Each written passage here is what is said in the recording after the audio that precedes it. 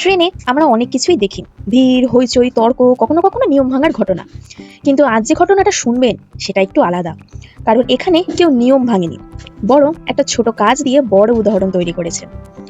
একজন সাধারণ গ্রাম্য মহিলা শাড়ি পরে ট্রেনে উঠেছেন। তার সাথে ছিল তার আদরের পোষা ছাগল। সহযাত্রীরা অবাক, ছাগল নিয়ে ট্রেনে উঠেছেন। একজন টিকিট পরীক্ষক অর্থাৎ টিটি এসে তার টিকিট দেখতে চান। মহিলা তার সঙ্গীকে বলেন টিকিট দেখাতে।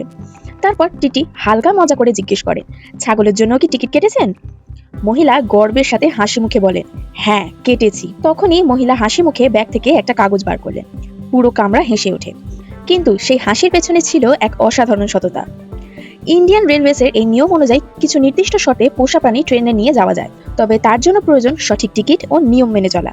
এই মহিলাও সেটাই করেছেন। নিয়ম ভাঙেননি, বরং নিয়মকে সম্মান করেছেন। আমরা প্রায় ভাবি, আরে ছাগল বা পোষ্য, টিকিট কেটে কি হবে? কিন্তু সততা ছোট বড় দেখে না, সততা মানে সততাই। এই সাধারণ মহিলা দেখিয়ে দিলেন সঠিক কাজটা করার জন্য বড়লোক হওয়ার দরকার নেই, দরকার শুধু সৎ মানসিকতা।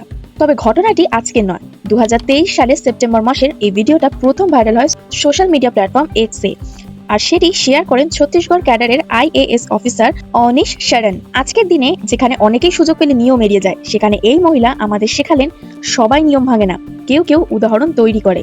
একটা ছোট টিকিট, একটা বড় শিক্ষা। আপনার কি মনে হয় এই মহিলার কাজ কি সত্যিই অনুপ্রেরণামূলক?